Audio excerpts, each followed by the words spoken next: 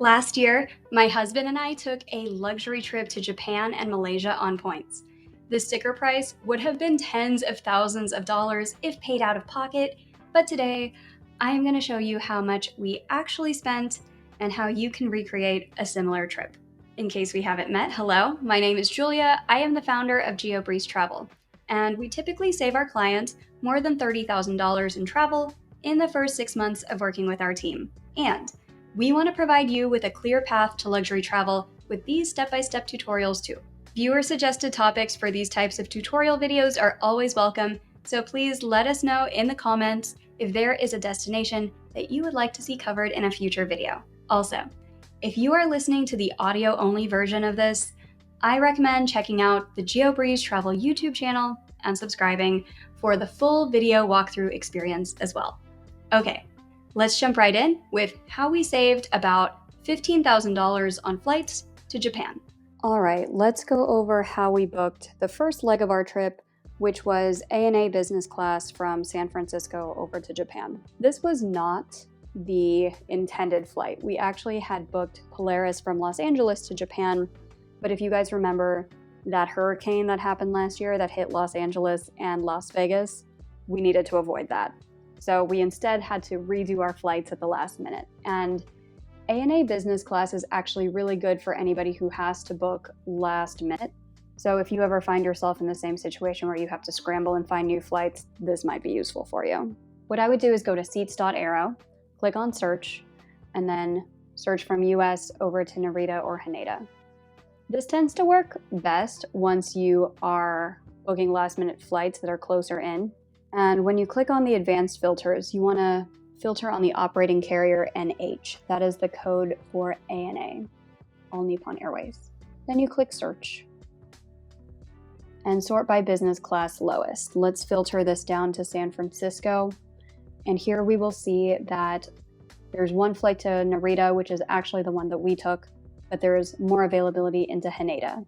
So let's search for one of these.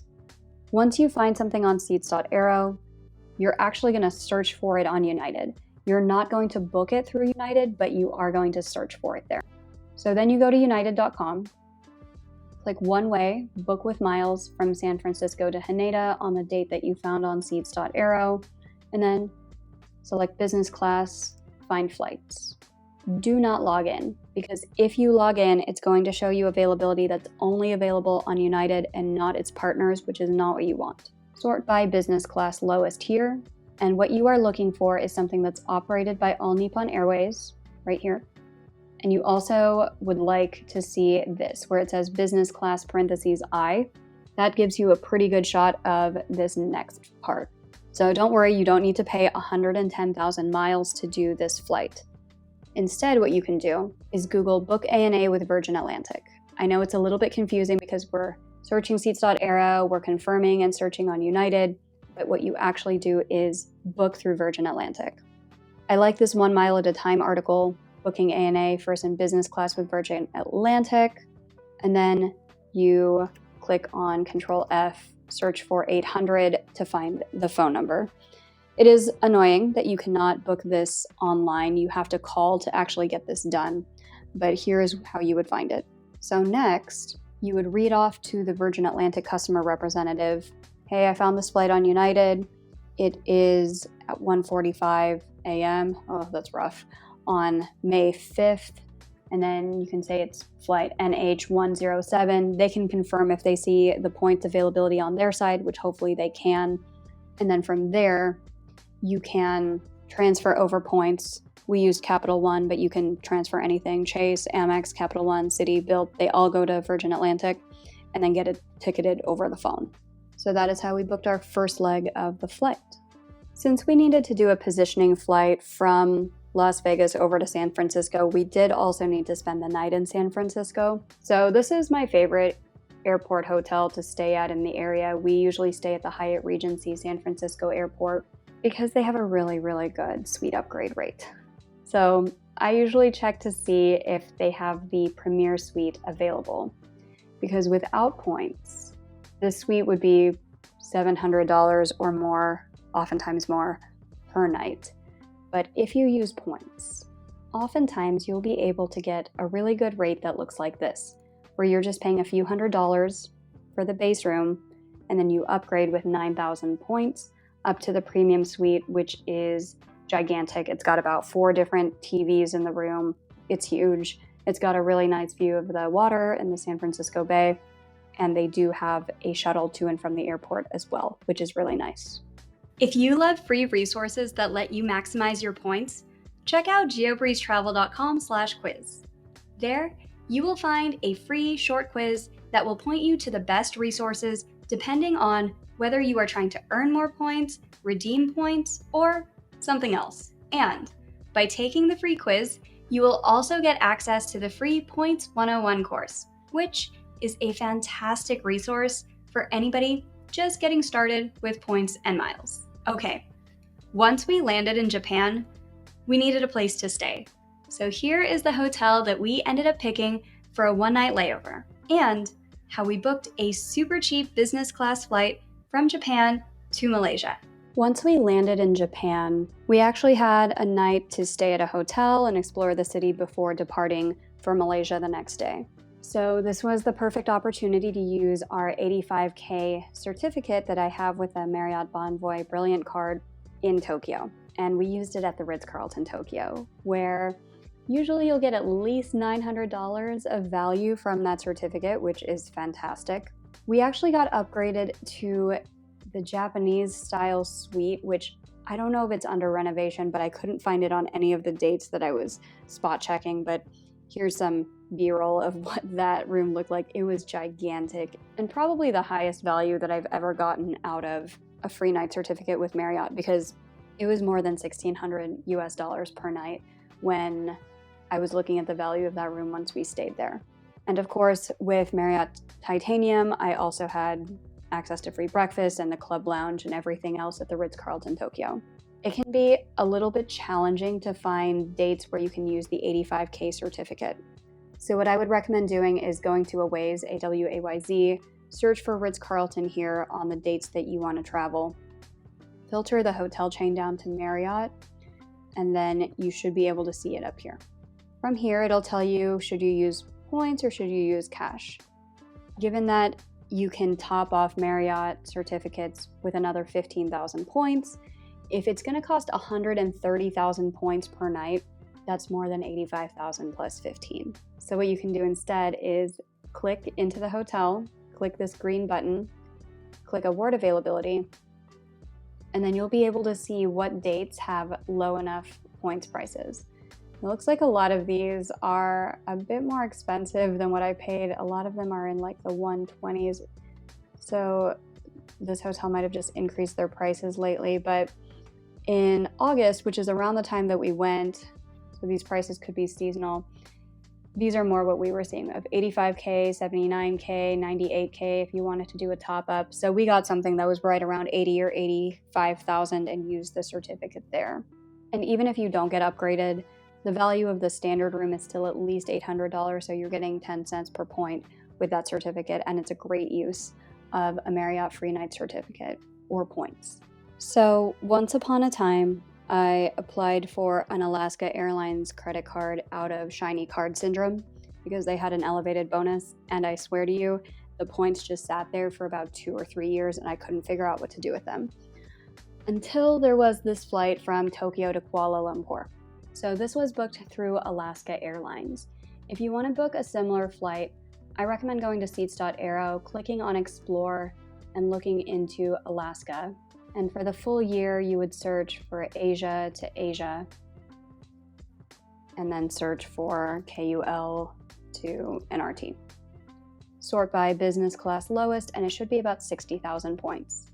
That price has gone up since when I booked it, because we're going to go over how much I paid, and your jaw will probably drop about how cheap it was last year. But let's say that you wanted to recreate this same trip now. What you would do is just pick one of these dates, go to Alaska Airlines, select one way using miles from Tokyo to Kuala Lumpur, pick a date that you find on seats.aero. I usually search one adult at a time, but then you'll go ahead and click Find Flights. And so here you can see that main cabin economy is 30,000 miles to fly this flight. and business class would be 60,000 miles on Japan Airlines, which is what we flew. Now, we did not pay that much. The pricing for this last year was crazy good, and so the flight total for 2 passengers in business class was only 50,000 points. It was business class, it was nonstop, it was on Japan Airlines from Tokyo to Narita, and we only had to pay 50,000 points plus about $76 in taxes and fees, and it was 7.5 hours in business class. It was during the day, and I must say that Japan Airlines between Japan and Kuala Lumpur was not my favorite business class. The seats were great, the service was great, the food was not as good as I've heard other people describe Japan Airlines food. They gave me a bento box with about 6 different flavors of fish flavored gelatin. And everybody else who has ever flown JAL talks about they've got ramen, they've got sushi, the food and the catering is amazing. I was a little bit underwhelmed. We'll talk about the airline that I flew home, which had much better food than JAL, but for 25,000 points, you really can't beat it for 7.5 hours in business class. So this is how we flew from Japan over to Malaysia. If you're in the market for a new card so that you can earn points to travel in luxury like this, but you're not sure what card to get, check out our free credit card consultation form at geobreezetravel.com/consultations. We will send you a personalized recommendation based off of your particular goals, budget, and lifestyle. Or if you do already know what card you'd like to get and you want to support this show when you apply for your next card, thank you. We have all of our affiliate links listed to different cards listed on geobreezetravel.com/cards, which you can also find in the description box. Up next are the hotels that we stayed at in Malaysia and how to calculate if you should even use points when staying in a destination where cash prices are relatively affordable. Once we landed in Malaysia, we spent one night in Kuala Lumpur before heading out to the resort, and then we spent another night in Kuala Lumpur on the way back, just to make sure we were pretty close to the airport. So in Kuala Lumpur, we stayed at the Alila Bangsar, which is much cheaper than the Alilas in the United States, like the Alila Ventana Big Sur. The price for this date that I picked for next summer is about 5,000 points per night, or $81 in taxes and fees since it's a Category 1. Between those two, I would just pay $80, but here's what we actually did. So that would be for the base room if you wanted to pay 5,000 points or $80, but I wanted to be fancy and stay in the Bangsar suite, which is only 8,000 points if you wanted to do this. But what we did instead was we did the points upgrade rate, where here it's listed as $90 plus 6,000 points.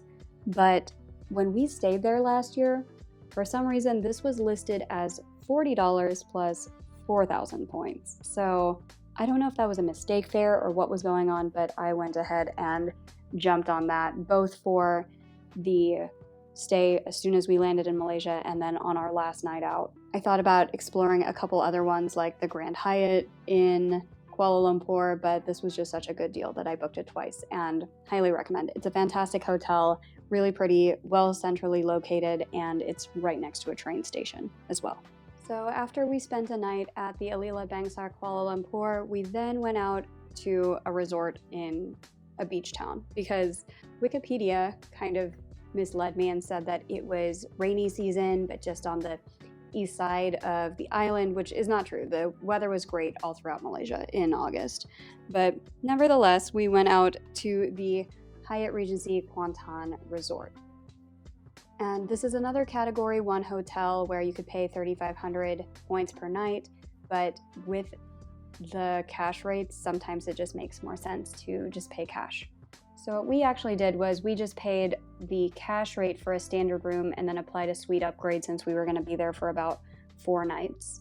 Our total per night was going to be about 352 Malaysian ringgit, which comes out to $75 or so per night. And then we applied a suite upgrade on top of that, which got us access to the Regency Suite King, which normally goes for about $308. And this is a very large room as well, and we also got access to free breakfast every day at the hotel because I have Globalist and they have a huge buffet. We got access to happy hour at the club lounge, and there's a ton of things to do around the area as well, where you can do some hiking, you can see some monkeys, there's a beach right there. I don't recommend hiking through the jungle. I actually, if you watch my Instagram story, slipped and fell, and a thorny vine caught the back of my leg and tore it completely open. I'm not gonna post the photo here because it's like kind of gross, but if you want to, you can check out this story highlight on my Instagram, and there's like warnings. You're about to see a really gross photo of my leg getting ripped apart from some thorny vines. But if you want to follow me on Instagram and check out that fun content, along with a map of where exactly that happened and where not to go, then feel free to check that out. Are you enjoying these types of tutorial videos? If yes, please let me know. Click that like button, leave a comment, and subscribe to the channel for even more points and miles tips every week. Okay, so at this point in the trip, we needed to get home. And when you're putting together a points trip, it is highly unlikely that every star aligns and you get the best flight deals ever going there and the best hotels deals ever while you're staying there and the best flight deal coming home. You'll see what we mean when we go over our return flight coming up next. So on the way home, I was searching for how to get any flights back from Asia to the US, because oftentimes it's not going to work out where all stars align. You get ANA business class on the way there, you get some great hotels, and then you also get a really good flight deal back. This was the part where our cents per point valuation was not so great because we just needed to get back within a particular week once we had found our outbound flights. We booked Singapore Airlines, and as you can see here, a lot of times it's waitlisted. I think we were able to find saver space, but I couldn't find it through Air Canada, where it would have only been 87.5 thousand points. If you do have a ton of availability to fly whenever is good, then you can just search on seats.aero from Asia over to North America for Air Canada. And then from Singapore over to LAX, you should be able to find some business class for less than this usually. Here we go. 87.5 thousand points. This would be the ideal that you're looking for, where a lot of these only have one seat left, but in Singapore Airlines from Singapore to LAX, and then you would just see if you can tack on the Malaysia flight there. That's what we would have ideally booked. It wasn't available on Air Canada when we were trying to get back, so we just booked directly through Singapore Airlines. Sometimes there's saver space, sometimes there's not, and you have to end up paying a lot more for the advantage rate. We did have the saver space rate available on the date that we flew back, so we spent 107,000 points per person one way to get back from Kuala Lumpur through Singapore into Los Angeles, and thankfully did not need to do the Japan stop as well. We only had one stop on the way back home, but got to enjoy Singapore Airport, which is fantastic as well. It's the best airport in the world. So that was how we flew back home on points as well. Next, we'll cover the entirety of how much we spent for every leg of this trip and how much we ended up paying with points and money, because we definitely didn't spend tens of thousands of dollars, but it wasn't a free trip. Our last walkthrough covers the total cost of the trip in points and money, and how much value we got out of our points to save the tens of thousands of dollars off of the sticker price for this entire trip. And if you're interested in leveling up your points and miles game and maximizing your points as well, we have a couple of options for you. The first one is the GeoBreeze Travel Patreon, which you can join starting at just $5 per month through patreon.com/geobreezetravel. Each month, we prepare personalized step-by-step tutorials for the routes that our members request. We also provide open forum group coaching, where you can ask any questions that you have about points, miles, and credit cards in general. And we talk through some of the tricks that I'm not really supposed to mention on the internet. And if you are looking to get even more free travel with points, and you are a business owner or individual who spends more than $100,000 per year on expenses, check out our one-on-one points portfolio management service. We typically save our clients somewhere between $30,000 and $60,000 in travel in the first 6 to 12 months of working with our team. If that sounds like something that you would be interested in, book a free intro chat with us at geobreezetravel.com/intro call to learn more. Okay, let's walk through the total cost of the trip. Like usual, we don't usually get good business class redemptions straight out of Las Vegas. We have to do a positioning flight everywhere. So our positioning flight from Las Vegas to San Francisco, we just booked with money through United, nothing exciting there. We paid $477 for 2 tickets.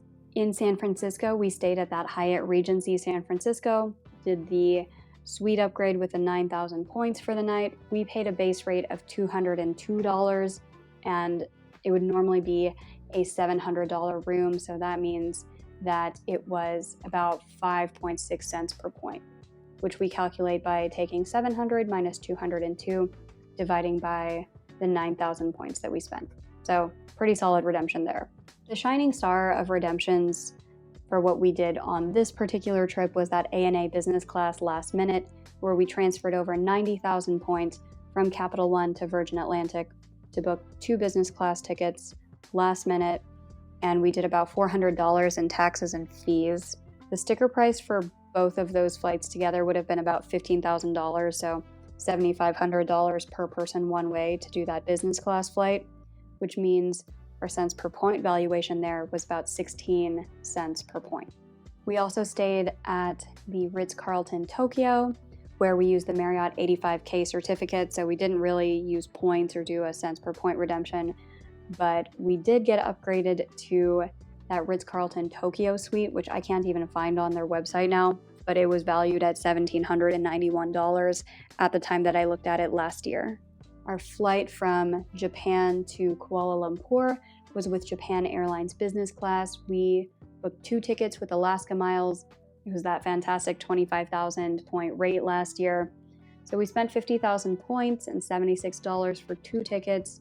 Those 2 flights together had a cash value of about $4,300.